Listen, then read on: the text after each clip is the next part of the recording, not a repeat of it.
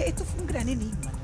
Y que sigue siendo todavía un enigma, un misterio, Ignacio Gutiérrez, que está asociado justamente a los secretos, enigmas en la muerte del Cabo Morales. Como novedad, descubrió un desfalco en el ejército, algo que no nos extraña en estos momentos en la contingencia nacional. Pero esto ocurrió hace muchos años. Su sueño, Ignacio Gutiérrez, era ingresar a las filas del ejército. Era lo que más quería en la vida. Sus padres incluso grabaron videos con él desfilando, vestiendo uniforme. Pero ¿saben qué?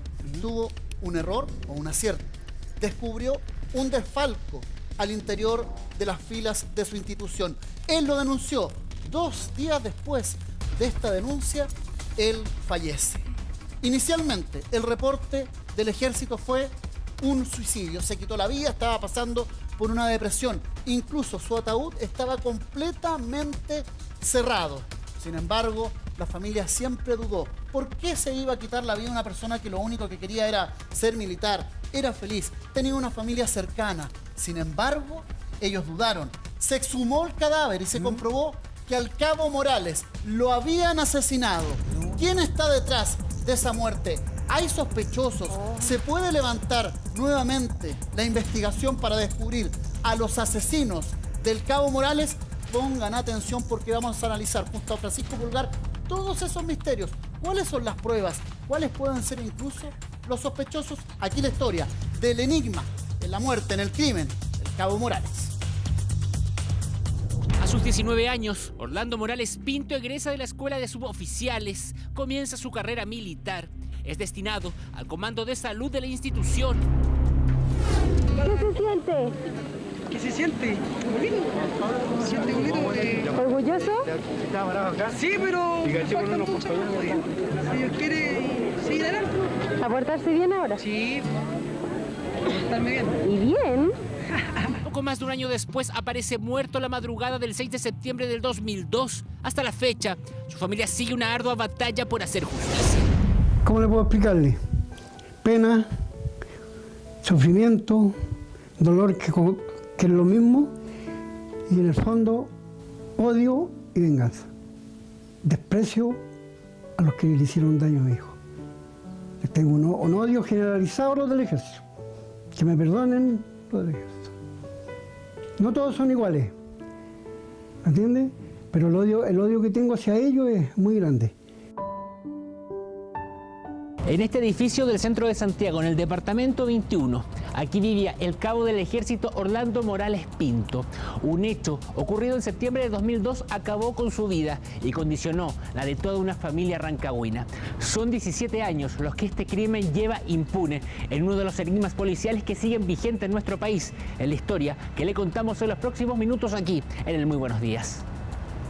Un sitio del suceso que habría sido alterado, un ataúd sellado que fue dejado en la entrada de su casa, un arma que se extravió desde el propio tribunal y lo más importante, un supuesto suicidio que tras pericias particulares se acreditó que se trató de homicidio. Son algunos de los elementos que dan forma a un enigma policial que sigue sin respuestas. Y a la final uno con el tiempo se da cuenta que está peleando contra un muro que es de delincuencia más que nada. Para usted fue un quiebre total en su vida. Total. Hace 17 años ya son otra familia. Otra familia. Durante 2 años yo no abrí las cortinas de mi casa. Yo no quería ver luz, no quería ver a nadie. El Toto era el menor de 3 hermanos, el único varón de los hijos. Orlando padre y María Cecilia nunca han dejado de ir diariamente al cementerio, sin ir más lejos. Este hombre por más de un año durmió todas las noches aquí, al lado de la sepultura de su hijo, por temor a que pudiesen robar su cuerpo. Me hacían tirar las cosas aquí, me dejaban papeles que me iban a quemar lo que quedaba de mi hijo, me hacían tirar la sepultura y muchas cosas. Entonces empecé a cuidarlo acá. Yo estuve un año durmiendo con él aquí. ¿Tenía miedo usted también que sacaran el cuerpo? Que se desapareciera el cuerpo de mi hijo. Orlando trabajaba en el Departamento de Finanzas en el Comando de Salud del Ejército. A su superior le informó que había descubierto un millonario robo en la institución. La respuesta que recibe no es la que espera precisamente. Sí, muchas veces él llegó acá. Papá, dijo el comandante Julano Tal, como tú tienes factura, tienes boleta y cuestiones, que le hiciera boleta por tal. Y le dije, pero ¿cómo? ¿cómo yo voy a mandar un Orlando? ¿No le explicaste qué servicio hago yo? Pues yo presto servicio de seguridad. Le dije, no, le estás prestando servicio de seguridad al ejército. Papá, que las quiere igual porque hacen el chamoy. Y ahí le dije, pero ¿cuál es el motivo? Y ahí empezó a contarme, le dijo que en la auditoría, la primera auditoría que a él le había tocado hacer, no pudo cuadrarse con la plata. Empezó a faltarle plata aquí, cuestiones. Y me dijo, y ahora me dijo, esta persona, el comandante, me llevó todos estos papeles, papá, los trajo, me los mostró. Figuraban paquetes de confort a $1.000.000. Servilletas para el uso diario del que usa uno, $2,5 millones. Las cuentas no le cuadraban, avisa a su familia en su casa. Su padre también va a hablar con el superior de la institución. Orlando Morales Pinto solo quería hacer bien su trabajo y a sus 19 años esto se lo estaba impidiendo. Era un desfalco que estaba en la unidad de finanzas del Comando de Salud, donde él trabajaba.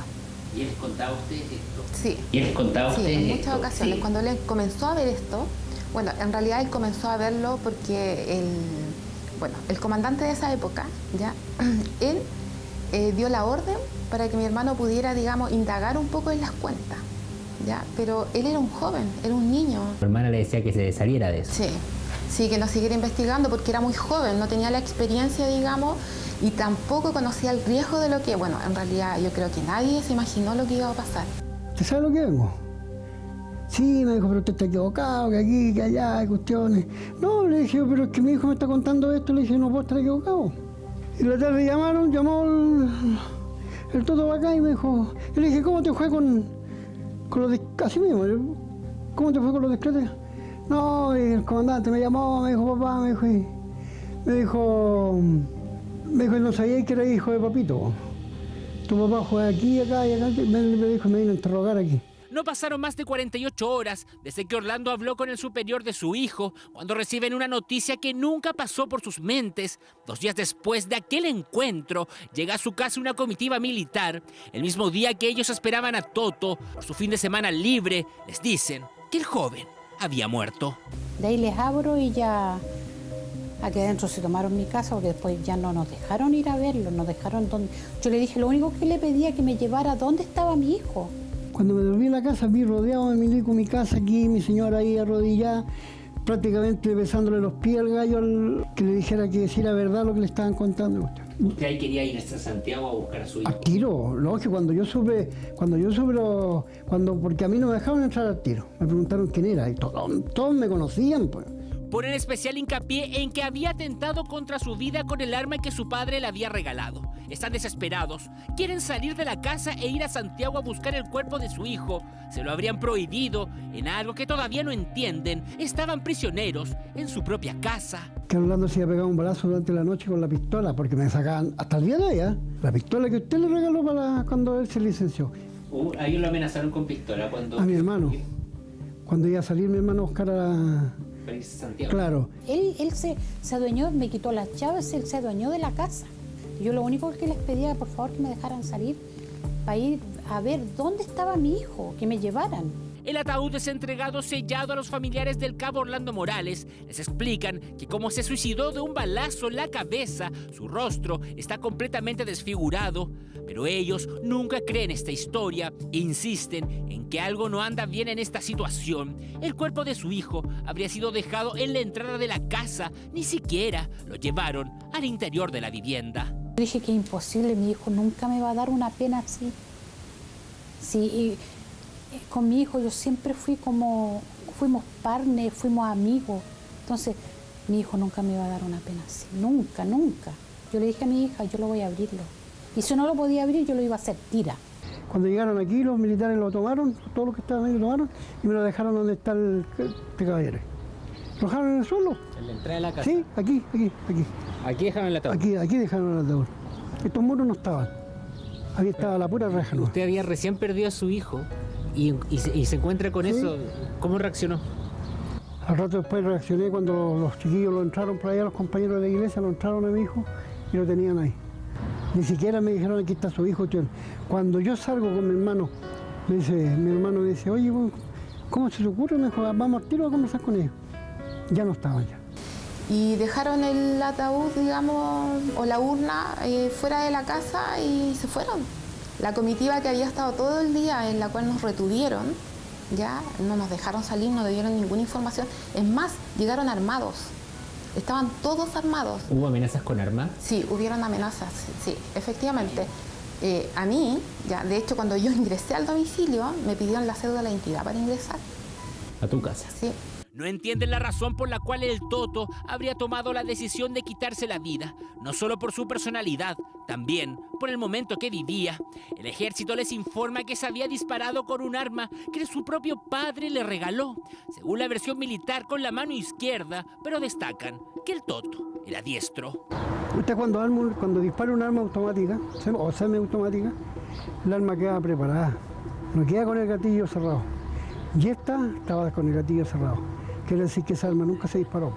Quiere decir que nunca se disparó, menos que mi hijo la haya tomado con la mano izquierda. Deciden salir de las dudas y en familia toman la decisión de abrir el cajón en que estaban los restos del cabo Morales. Graban un video, sacan algunas fotografías. La sorpresa es total. Lo que ahí vieron, nunca más lo han podido olvidar.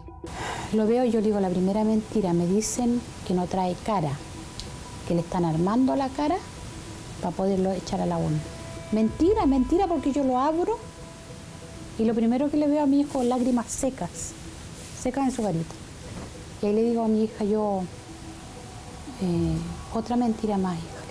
Le reviso sus manos, le faltaban los dedos. Lo revisamos el cuerpo, los brazos aquí parece que lo habían tenido amarrado. Aquí estas partes todas cortadas, todas cortadas. En la espalda nosotros le revisamos se notaban los pies, se notaban los zapatos en la espalda. En su rostro solo habían lágrimas secas. Nada era concordante con la información que le habían entregado desde el ejército. Todo lo que ahí vieron eran indicios que habría ocurrido una tortura. Le preguntan a mi mamá si lo quería con uniforme o lo quería de civil. ¿Ya? Bueno, tú entenderás, y es como una regla general, cuando un funcionario del ejército o un funcionario se suicida, no lo sepultan con uniforme. El 6 de septiembre de 2002 muere el cabo Orlando Morales Pinto. Los primeros en llegar son la Brigada de Inteligencia BRIE. Luego llegan la BOCAR, quienes se habían encontrado con una escena del crimen totalmente alterada. Me duele igual que la familia la muerte del joven. Y me interesa igual que la familia que se aclare en todas sus partes, porque siendo parte del ejército es parte de la familia. El arma Taurus, regalada por su padre, habría sido puesta entre medio de sus piernas. Existe sangre en la pared en el sitio del suceso, que habla de una proyección baja, con la que se hablaría de un cuerpo arrodillado o acostado, pero no de pie. El ejército llevó a cabo un sumario en el que se hablaba de un disparo autoinferido sin salida de proyectil, pero resulta imposible que con la pistola .40, el arma con que Morales supuestamente se suicidó, la bala no hubiese atravesado su cráneo. En la lucha por encontrar la verdad de lo ocurrido con el cabo Orlando Morales, su familia gasta todo el dinero que tiene en pericias particulares. Consigue la exhumación del cadáver, una diligencia fundamental, porque luego de ella cambia la carátula de la investigación de suicidio a homicidio. Si asumimos de que fue, como se señalaba en la primera hipótesis, que fue un impacto que se produjo con el arma dentro de la boca, tendríamos que haber tenido quemaduras, tendríamos que haber tenido carbón, residuos específicos y lesiones, y grandes lesiones al interior de las mucosas, de la lengua, etc. Nada de esto fue encontrado. Gracias a este procedimiento descubrieron que la marca de bala que tenía Orlando Morales era de un arma 9 milímetros y no del .40, que siempre se indicó como la pistola que provocó la muerte del cabo. ¿Pero qué sabía Orlando Morales? ¿Por qué ocurrieron todos estos enigmáticos hechos y formas de proceder? Las cuentas no le cuadraban, según cuenta su familia. Mi hijo lo torturaron, lo hicieron llorar tanto que mi hijo se regaló aquí seco, con lágrimas donde había llorado. Y me dicen que no trae cara y yo lo primero que le saco una foto a la cara, cuando está en la urna. Incluso Orlando fue víctima de un intento de asalto, pero escúcheme bien, no intentaron robarle dinero, solo quisieron arrebatarle su mochila. Están convencidos que se trató de un acto enviado especialmente para recuperar algún tipo de documentación. Ya camina un par de cuadras y ahí se supone que le quitan, digamos, el maletín que llevaba, ya, y eran dos personas, dos individuos. Uno arrancó y lo único que les decía que por favor no los mataran porque los habían enviado a ellos. Hasta el día de hoy dicen que son muchas las inconsistencias en la investigación. Todo esto también valió un quiebre familiar. A Orlando le gustaba visitar a una prima que vivía en Maipú. Ahí también aprovechaba de trabajar en su computador. Planillas y pruebas que esta prima habría entregado al ejército. Cuando el computador fue periciado, ya todo había sido borrado. Ella dio, digamos, el acceso ya a la información de los computadores a personal del ejército. Entonces, cuando tribunal ofició las pericias de ese computador, ya, y la PDI, digamos, de cierta manera retiró el equipo de ahí, la información, y dicen los informes que estaba borrada. Paradojalmente cuentan que esta prima de Orlando, tras ser rechazada 3 veces por la institución, tras el fallecimiento de Morales, ingresó y hasta el día de hoy es parte de las filas del ejército. Que para mí esa gente ya está enterrada, está fallecida muchos años. Yo cuando me enteré de todo esto, para mí esa gente ya no existe. Esta familia no ha descansado durante 17 años. Todos los días van al cementerio. Incluso durante un año, Orlando padre durmió sobre la tumba de su hijo para así resguardar el sepulcro. Temía que el cuerpo fuera robado, sufrió amenazas y recibió todo tipo de mensajes para ver mermada su sed de justicia. Amenazas, en forma telefónica me escribían los papeles que pongo afuera, me dejaban escrito ahí que terminara con estar reclamándole al ejército y que me cuidara mucho, porque varias veces intentaron de liquidarme también. ¿Y usted cómo vivía ese tiempo cuando su marido venía todas las noches a dormir acá? Lo que pasa es que él se quedaba, yo me iba como a la 1 de la mañana.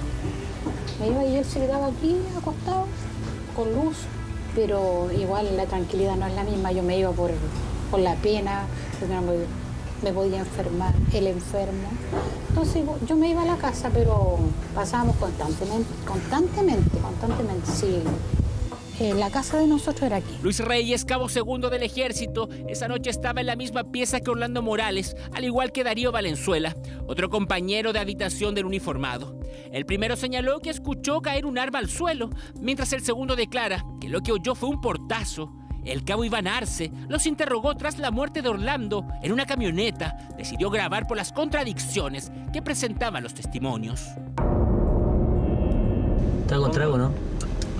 No sabría decirle. A todo esto igual él estaba tomando. Yo me ofreció un trago. ¿Estaba tomando vino tomando? Estaba tomando vino. Siento como que era un portazo, porque como está la puerta cerrada no se escuchaba muy fuerte. Y este bueno abrió la puerta y me dice Morales se mató. Yo desperté cuando sonó el tiro. Cuando sonó y este bueno apareció, me dijo el tiro, este bueno se mató. Me levanté al tiro. Tras este interrogatorio, Iván Arce fue dado de baja. Si usted es real porque usted está, por causa suya, hay unos militares implicados en esta muerte, porque esa familia está loca y usted más encima va y le da credibilidad a lo que ellos dicen. Pero lógico que te va a dar credibilidad porque están en lo cierto. El entonces sargento segundo Javier Vázquez era el militar de mayor antigüedad que había en el edificio del departamento de solteros del ejército. Esa noche aseguró que subió a la pieza 21 tras escuchar un estruendo. Vázquez y Reyes son los 2 inculpados que ha tenido esta causa. Es más, una de las personas que están imputadas tiene 2 delitos, ¿ya? 2 delitos de homicidio. Y siempre fue funcionario del ejército. Claudio González era teniente de carabineros, fue uno de los primeros policías en llegar al sitio del suceso y declaró que este había sido alterado. Poco tiempo después de esta aseveración, fue dado de baja. Tras la reapertura de la investigación, el caso del cabo Morales, la justicia decreta la realización de varias diligencias, entre ellas que se cite nuevamente a declarar al ex cabo Eduardo Yarzún, quien en un programa radial que conducía El Rumpi dijo saber quién cometió el crimen. Yo sé que lo asesinó, yo sé que el culpable está aún dentro, está trabajando. ¿Y qué es un capitán? ¿Es un general el que mató al...? Es un capitán. Claro que esta persona fue declarado como demente por la justicia y su testimonio no fue considerado en otra puerta más que se cerró para esta familia. Desde septiembre de 2002 la vida de esta madre se detuvo. Hasta la fecha, la habitación y todos los rincones que tenía Orlando en casa no han sido alterados. Ella le lava la ropa, calienta su cama, asegura que Toto está en casa, que en ningún momento ha dejado de estarlo. Es como si nunca se hubiese ido. Y después me dicen que mi hijo se pegó un balazo. Esa es la mentira más grande del mundo. Esa es la mentira más grande del mundo. Entonces, ¿cómo yo no voy a tener sed de justicia, hijo? Me mataron a mi hijo, el único hombre que tenía. Siempre pienso, nunca voy a conocer un hijo de él, nunca voy a conocer un nieto de que me diera. No sé si tendría canas a esta altura. Tantas cosas que me pregunto sola, pero ellos no me dieron ese derecho de disfrutar de mi hijo. Otro de los extraños sucesos ocurridos es el extravío desde una caja fuerte de un tribunal del arma que supuestamente había usado el cabo Morales para poner fin a su vida. Hasta el día de hoy esa evidencia no aparece, las dudas siguen aumentando, lejanos son los días en que las autoridades prometían justicia por la muerte de Orlando, una que tarda y nunca llega. Amigo, 17 años que ando así. De negro. 17 años. Un año durmiendo con mi hijo en el cementerio. Y no me voy a sacar el luto, no me lo voy a sacar. Hasta cuando el caballero de arriba me quiera llevar a mí, o haga justicia por mi hijo. ¿Me entiendes? Pero la justicia tiene que llegar. Son 17 años sin el Toto, 17 años en los que la vida de esta familia tuvo un antes y un después. El caso fue cerrado por falta de pruebas, pero cualquier nuevo antecedente podría reabrir la investigación. Dicen que mientras vivan, harán todo lo humanamente posible por encontrar las responsabilidades en la muerte de Orlando Morales Pinto. ¿Qué se siente? ¿Qué se siente? Bonito. Se siente bonito. ¿Orgulloso? Sí, pero faltan muchas cosas. Si Dios quiere seguir adelante.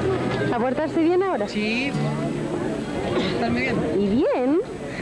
Y el papá del cabo Morales durmió un año al lado de la tumba de su hijo para que no le hicieran absolutamente nada al cuerpo, Danilo, ya que llega con nosotros. Pero si la autopsia, ¿qué es lo que dijo que finalmente no se había suicidado, sino que lo habían matado?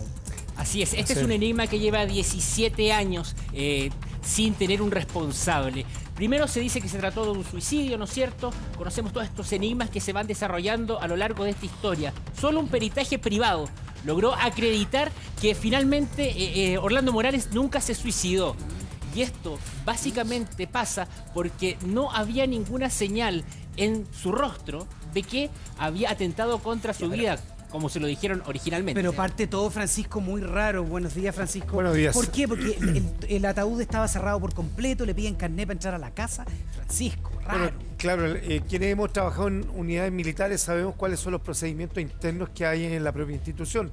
Y sobre todo cuando se trata de resguardar información que es de carácter sensible. Y aquí voy con esto.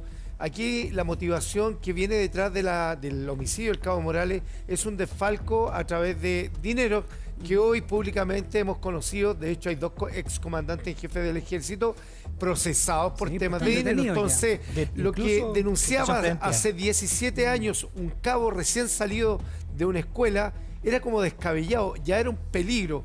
Y para esa cúpula de poder, porque en el ejército sí hay cúpulas de poder, era bastante fácil. Era un riesgo, dices tú. Francisco, ¿te puedo pedir un favor? Acércate por favor acá al wall, porque queremos analizar cada una de estas aristas. Perfecto. Cuando entregan, es un misterio por completo, cuando entregan un ataúd y el ataúd está sellado.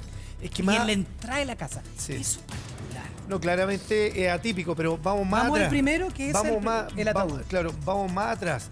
Un poco al tema del sitio del suceso, donde se produce el hecho, donde está la ubicación del cuerpo, el arma que se pierde del tribunal, que es un hecho inédito. Bueno, ahí tú ves que el tema de las cúpulas de poder pueden llegar estos tentáculos a cualquier parte para alterar muchas veces aquellos medios de prueba que resultan claves. Claro, pero ¿por qué este ataúd está cerrado? ¿Por qué se lo entregan a la familia en la entrada de la casa? ¿Por qué para entrar a su propia casa todos esos militares les pedían carnet de identidad? Eso sin duda que sigue siendo un enigma hasta el día de hoy. Vamos a seguir con este tema. Está Francisco, está Danilo. El contexto era muy joven, tenía 19 años y denuncia un aparente desfalco. Eso es lo que habla con su papá. Él a los 19 años es llevado a un lugar donde lleva la contabilidad de un comando del ejército. De sanidad. Ahí comienza él a llevar las cuentas y él era muy responsable y ordenado. Entonces de pronto no le empiezan a calzar las cuentas. ¿Qué le hace él? En su inocencia, 19 años estamos hablando, lleguemos a ese contexto, le dice a su jefe, obvio, ¿sabes qué? No me están cuadrando las cuentas, ¿sabes qué? no te metas donde, Ah. donde no te están llamando. Y eso lo comenta con el papá. Entonces él Claro, después, él tiene que haber pensado que no estaba bien hecho, pero no que Claro. había un desfalco. él digamos. está preocupado de hacer bien su trabajo. Claro. Y por lo mismo comienza a decirle a su jefe. Y también lleva esta conversación a la casa en Rancagua. En la casa él es el hijo menor, tiene 2 hermanas mayor y le empieza a comentar esto mismo, que no me están calzando. Orlando, puede ser complejo, mejor no te metas, pero con un poquito de temor, pero sin imaginar el desenlace que podría tener la historia. Ahí hay un episodio clave que relata a su papá, en el que dice... Un día llega Orlando y le dice a su papá, don Orlando padre, que le enviamos un saludo, nos está viendo esta hora en Rancagua.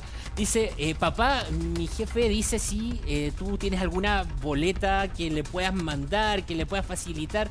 Pero ¿cómo, hijo? Yo brindo servicio de seguridad. ¿Cómo le voy a brindar servicio de seguridad al ejército? ¿Como para meterlo a gastos, para cuadrar? Claro. Para cuadrar, necesitaban cuadrar las cajas con estos Exacto. millones. Estamos hablando de cientos de millones de pesos. Y de cuando le conversa al papá y hablan este tema a cuando después lo encuentran fallecido, ¿cuánto tiempo pasó?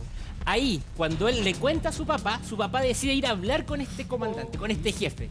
Y le dice, ¿sabe qué? Yo estoy al tanto de que está pasando aquí un desfalco, quiero saber, mi hijo está preocupado. Le bajan el perfil a lo sucedido. 48 horas después, Orlando muere.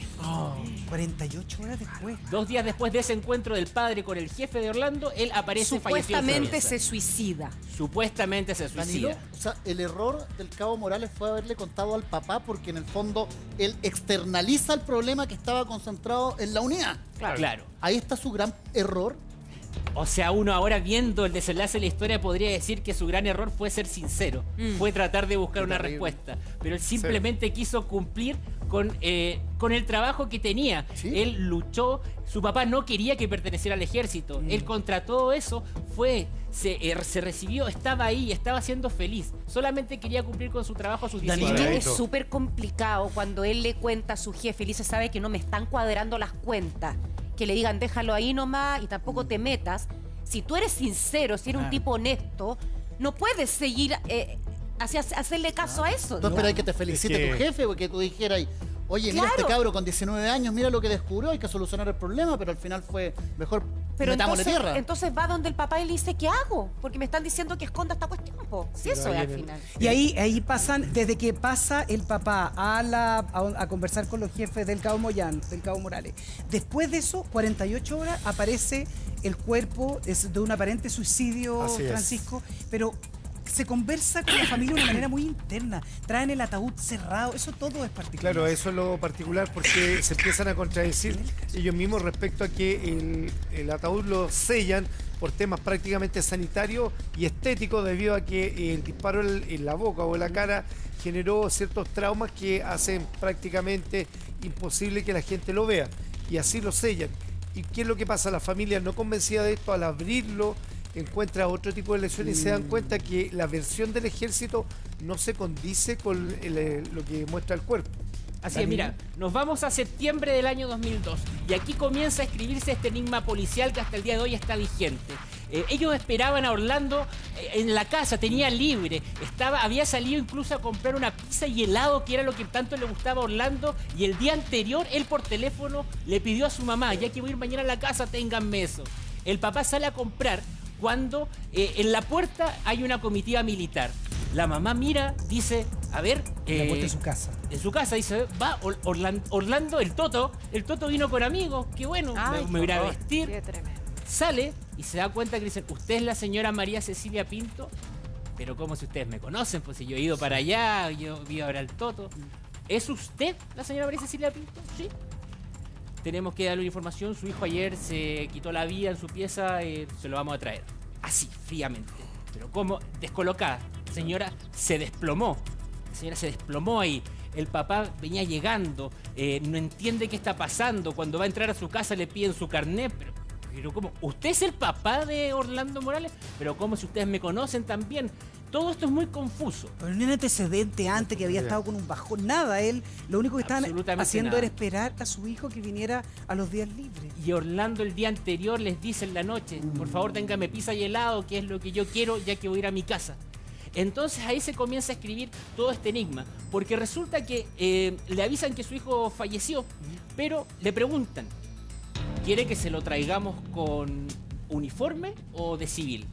Lo que la hermana dice es que cuando un militar atenta contra su vida pierde inmediatamente el derecho de ser sepultado con su uniforme. O sea, no se lo hubiesen preguntado si es que hubiese sido suicidio. Exactamente, esa es la primera, es algo que no concuerda en esta historia. Una alerta. Luego le dicen, le adelantan, le dicen, mire, como él atentó contra su vida, la verdad es que no está el cuerpo en condiciones que ustedes lo puedan ver, así que el ataúd va a venir sellado. Todo esto es una avalancha de informaciones que golpea a la familia. Entonces, es ahí, en ese momento, cuando la familia intenta salir, dice, no, vamos a Santiago, vamos a buscarlo. No, ustedes no salen de acá. La familia denuncia que incluso con armas amenazaron para que no salieran de la casa. ¿Cómo los dejan como encerrados? Encerrados, le quitaron las llaves. Incluso dicen que estaba personal revisando algunas piezas por si había algún antecedente. Fue en ese momento, pasado el tiempo, ese mismo día, en que aparece otro auto militar, llevan el ataúd y lo dejan en la entrada de la casa, en el piso. ¿Pero cómo hacen una cosa así? Lo dejan en el piso y se van. O sea, la familia tiene que pedirle a gente que estaba por ahí, que los conocía, por favor, nos ayudan a entrar el ataúd a la casa. Pero ninguna delicadeza, nada. Así, ahí está. Exactamente. Ahora ven ustedes qué es lo que hacen. De verdad que esto parece que estamos contando una película. Sí. Pero claro, es pero así. ¿qué pasa con el respeto, Cristian, Gino, todo con el respeto de lo que tiene que ver con un velatorio, con un velorio, con... O sea, lo mínimo respeto con un cuerpo, más encima de las cosas. Se supone... Además con las con alguien condiciones que fue había de tu institución, más encima. No, yo también como que uno lo ve también con frialdad desde lejos y da la sensación como que necesitamos deshacernos de esto y lo hacen todo de manera muy fría, muy torpe, rápida, burda, porque es como, o sea, yo no me lo explico, o sea, recrear esa escena de dejar un ataúd en la puerta de una casa y como, ya lo dejamos, salgamos corriendo porque de esto no nos podemos hacer cargo. Como que esa sensación me da como si fuera una vida, o sea, como si fuera una cosa. Y te hacen, Gino, sospechar inmediatamente porque, claro, ataúd sellado. Claro. Esa es una decisión que pasa directamente por la familia, más que por el ejército. Dos, esto de que él los había llamado por teléfono, estaba muy bien. Su sueño era ser militar y al día siguiente, extrañamente, atenta contra su vida, después de que 2 días antes le cuenta a su papá lo desde el Falco, lo que había descubierto.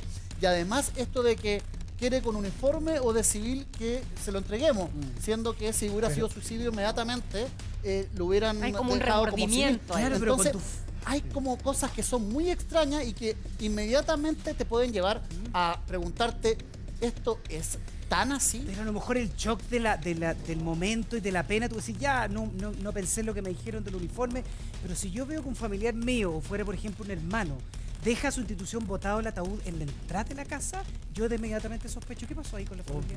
Es que la familia dijo, yo no puedo, esperaron quedar solos y dijeron, yo no me convenzo de esta teoría de que Orlando atentó contra su vida. El Toto no habría atentado contra su vida. ¿Sabe qué? Abramos el ataúd, dijeron. Ellos tomaron la decisión. Ellos tomaron la decisión. Pero es que uno necesita que llamar por lo menos mirar. ¿Cómo lo hacen solos abren el ataúd y son muy inteligentes en algo, que es su respaldo. Comienzan a sacan una cámara de fotos y una cámara de video y comienzan a grabar registros de prensa de esa época, muestran incluso los videos que pasó con Orlando. Y cuando abren el ataúd, lo primero es que le dijeron que el ataúd estaba sellado porque él había atentado contra su vida por un disparo en su cara. O sea que tenía su cara destruida y por eso no podía estar. Por eso no podían velarlo ni... Era muy fuerte mirarlo en el fondo. Exactamente. Cuando lo abren, lo primero que ven es que la cara de él está intacta. No. ¿Qué? La cara de él está intacta y con eso se cae la premisa que entrega el ejército de que él se autodisparó. Solo dice la mamá, tenía muchas lágrimas secas, como que había llorado mucho. Luego viene lo más terrible de esta historia, porque no podemos entrar en detalles, pero tenía cortes en su cuerpo, en varios sectores que demostraban que él había sido torturado. Agredido. Totalmente. Y eso la familia lo logra abrir en su propia casa sospechando de que era raro todo este sistema, ¿no? Exactamente, porque ellos dicen, él no atentó contra su vida, tengo que ver qué hay al interior de este ataúd. Ya, pero es natural, Francisco, uno tener la duda por último, ¿no? Y abrir. Claro, es la duda, pero el procedimiento es lo irregular, porque cuando fallece una persona, se entiende que quien retira el cuerpo del servicio médico legal son los familiares, no el ejército. Entonces ahí tú ves el grado de influencia que tienen. Lo segundo, los sellados de cajones se hacen por un tema fitosanitario, por un tema de, digamos, para que algún tipo de enfermedad o agente contamine a alguien. Por eso se sellan, o en este caso por temas estéticos. Pero acá claramente resulta extraño, uno, que el ejército haya retirado el cuerpo, segundo, el tema del sellado, pero ahí dentro del servicio médico legal tiene que haber registro de quiénes fueron los funcionarios y quién hizo esa solicitud especial. Claro, Danilo, cuando tú hablaste con el papá, has hablado con la familia, con la mamá, con los hermanos, cuando la mamá se encuentra con la primera prueba de que le están mintiendo, porque claramente aquí le estarían mintiendo si le dicen su hijo no lo puede mirar porque obviamente hay daño en su cara, producto del disparo. Al enfrentarse, al abrir el ataúd y encontrarse con que la cara de su hijo está igual que en esa foto, tal cual, es la primera gran mentira. Y eso debe generar un gran impacto en la familia. Es la primera gran mentira de muchas más que aparecen en este caso y que inmediatamente te da a entender, o sea, inmediatamente ni siquiera pudieron descartar, no solo descartaron que él se había suicidado, sino que descartaron, o sea, confirmaron que él había sido torturado por las muestras que tenía su cuerpo. ¿En qué se basaba la familia para hablar y comentar contigo la palabra tortura? Cuéntanos a grandes rasgos. Mira, habían cortes en los brazos, en las manos, los genitales estaban cortados. Había muestras tenía plantas de piel en la espalda. Como de golpiza, dices tú. Sí. Exactamente. Sí, eso es. Todos esos signos es lo que vieron la familia. ¿Cuántos eran? ¿Eran 4 o 5 personas? Era pongámonos en el contexto de un velorio, digamos. Había más personas. Y la familia, en ese sentido, cuando ve eso, inmediatamente lo único que atina es agravarlo porque es muy fácil después decir que están mintiendo. Claro, bueno. Entonces ellos se respaldan con eso. Francisco, yo tengo una duda. ¿El sellado o no sellado del ataúd, de quién depende? ¿Quién da ese permiso para hacerlo? ¿La familia también? ¿O puede ser que te protejan de alguna manera como ellos intentaron, se supone, hacerlo? No, generalmente viene el servicio médico legal. Ellos son los que entregan todo lo que es el cajón, la causa de muerte, indican los procedimientos. Pero ellos pueden decidir sellarlos sin autorización de la familia. Sí, claro. Pero entonces ellos tienen que haber... Amparado en el tema de la ¿cómo se llama? De una ley de salud, hay digamos, no era el caso. No era el caso, sobre todo cuando describen las lesiones que están grabadas, que yo también vi el video. Esas lesiones no son propias de los protocolos de autopsia. Entonces no eran digamos, lesiones que se hayan generado dentro del procedimiento del protocolo. Perdón, yo solo quería hacer una pregunta, a lo mejor Daniel puede aportar, pero ¿alguien puede quitarte el derecho de ver a un ser querido que se te murió y que en este caso es tu hijo? O sea, si tú me dejas un ataúd cerrado, yo necesitaría ver que el que está ahí es mi hijo para convencerme. Y me imagino el impacto de esa mamá que al mismo tiempo que está viendo que es su hijo, con el dolor de verlo muerto, ve que además lo que le dijeron es mentira, o sea, es para enloquecer. A ver, normalmente quien tiene que, le decía muy bien Francisco, si hay un problema fitosanitario, es decir, estuvo muchos días expuesto, hay problemas digamos, de que se podría hacer podría haber una infección, si tú lo dejas abierto, lo puedes mandar sellar. Pero si está en el Instituto Médico Legal, el Instituto Médico Legal te puede llamar, mira, familia, la cara está destrozada, etcétera, etcétera. Preferimos, y la familia puede decir sí o no, ¿me entendí? Sí es. Pero no puede un tercero por ti decidir. Ya sea no por un problema de salud ni por un problema estético, tiene que decidir la familia. Y además lo que dice es muy importante. Pero Francisco, espérate, yo te entendí que sí podían. Eso te preguntaba yo. Solo en el caso de haya problemas fitosanitarios. Sí, claro.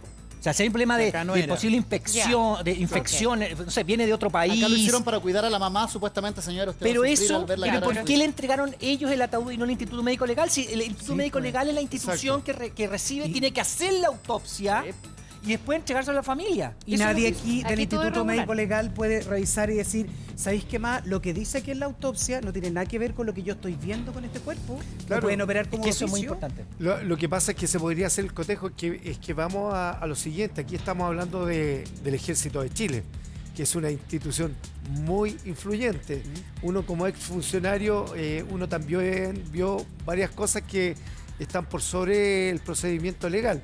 Por ejemplo, a mí personalmente, cuando fui funcionario, me tocó firmar endosar cheques por montos de casi 200.000 pesos y entregarlo, y que estaban a nombre mío. ¿A quién se lo entregan? Al Departamento de Finanzas. Si aquí todos los negocios del ejército ilícitos pasan por el área de finanzas. Nosotros, cabos nuevos de 17, 18 años, nos obligaban a endosar estos cheques de la gira de 150 o 200 mil pesos, los endosamos y los entregamos a finanzas. Y después nos entregaban 20 mil, 30 mil pesos. Hay una arista que no hay que dejarla, yo creo, Pero, Francisco Lao, sí. pero cuando se pierde el arma, también es algo... Si habían dicho que era el arma, que se había quitado la vida, que debiera estar como sitio de suceso, no sé. Mira, acá podemos viajar un poco en el tiempo. Si volvemos a septiembre del año 2002, cuando se entera la familia de la muerte de Orlando, en todo momento al padre le dicen, se suicidó con la pistola que usted le regaló. Se regaló, él se quitó la vida con el arma que usted le dio. Y le recalcaban que él había sido quien le entregó el arma a su hijo. Finalmente los peritajes demostraron, primero hay algo que no concuerda, que en el sitio del suceso, Orlando Morales sale con la pistola en su mano izquierda y él era diestro. Claro. Eso es lo primero. Lo segundo, la sangre que hay en la pared es por proyección a una altura baja. ¿Qué quiere decir esto? Que él no estaba de pie cuando supuestamente atentó contra su vida, para dejarlo así. Finalmente, la familia se entera a través de sus propias... De las cosas que ellos han tratado de hacer en tantos años, que la pistola no está en el tribunal donde tenía que estar, en una caja fuerte. ¿Y dónde está? La pistola nadie sabe dónde está. Quizás, ¿Pero cómo? Espérate, ¿se perdió? Se perdió. O sea, quizás sospechan de dónde está, pero no tenemos ninguna certeza y no está donde debería estar, que es una caja fuerte en el tribunal. Y ahí en ese peritaje, ¿no es lo primero, si alguien se suicida, guardar esa arma con toda la rigurosidad? Claro, se genera una cadena de custodia y hay un tema, que el arma no queda junta con la munición. Son dos cadenas totalmente distintas. ¿Cómo no? A ver, explica eso. Lo que pasa es que esta arma, la .40, tiene un cargador que tiene hasta 15 balas, 12 balas más o menos, dependiendo del modelo. Se saca la bala por un tema de seguridad y las balas, que es la munición, queda en una bolsa y el armamento con el cargador queda en otra. Eso se separa, siempre el procedimiento es así. Pero acá al parecer se perdió todo en su conjunto. ¿Por qué es importante el arma? Porque acá la .40, que es un arma de alta energía, esta tiene una velocidad de salida en boca de más de 400 metros por segundo, es imposible que a corta distancia no perfore el cráneo. Entonces el orificio, las características que están en esta lesión es compatible con un 9 milímetros y no con un .40. Cristian. No, es que me llama la atención, Ignacio, que estamos hablando de algo que ocurrió hace años y que nos trae a la memoria lo que nos pasa ahora. Más que traernos a la memoria es como decir, esto está pasando ahora. O sea, sigue pasando. Las críticas a cómo se realiza la cadena de custodia de, en este caso, pruebas tan fundamentales. O sea, se dan cuenta, lo primero que hace el ejército es responsabilizar al papá. Ojo, el arma que usó para quitarse la vida, la que usted le regaló. Claro. O sea, le dan la responsabilidad y la culpa al padre. Después Danilo nos dice, oye, ojo, que él era zurdo, pero tenía el arma en la otra mano. Imposible que se haya disparado con la mano con la cual no puede percutar el arma. Y ahora que se pierde el arma, que es la prueba quizás clave en esta historia. Es que por eso a lo mejor se pierde. A lo mejor un perito como tú habló con ellos y le dijo, ¿cómo le inventaron lo del suicidio si el cuerpo no tiene que ver con este tipo de armas? Es que eso, y la escondieron. Claro, es prácticamente imposible porque sobre todo como dan el relato de que hayan puesto la pistola dentro de la boca, ahí se generan otro tipo de lesiones que tampoco están descritas en el informe médico legal. De hecho, ¿Llegó al tribunal alguna vez el arma o no? Sí, no, sí llegó, pues sí se incautó. La Bocar es quien incauta el arma. ¿Y quién es el responsable de que se pierda? Así se perdió y nadie apechuga, digamos. En este caso el tribunal, porque, a ver, no olvidemos que quienes primero llegan al sitio del suceso son los órganos de inteligencia del ejército. Después llega la Bocar. La Bocar genera todo el procedimiento, todo el protocolo, levanta la evidencia y la Bocar la entrega al tribunal. Y ahí la Bocar se lava las manos y es responsabilidad del tribunal. Y de ahí de ahí el arma nunca más aparece. Pero eso ya es particular, pero cuando llegan a la casa y por ejemplo les dicen, no vayan a ninguna parte, quédense encerrados en su casa, eso fue así. Prisioneros en su propia casa. Quédense encerrados en su casa, les dijeron. Así es, ustedes no pueden salir, las llaves se las requisamos. No.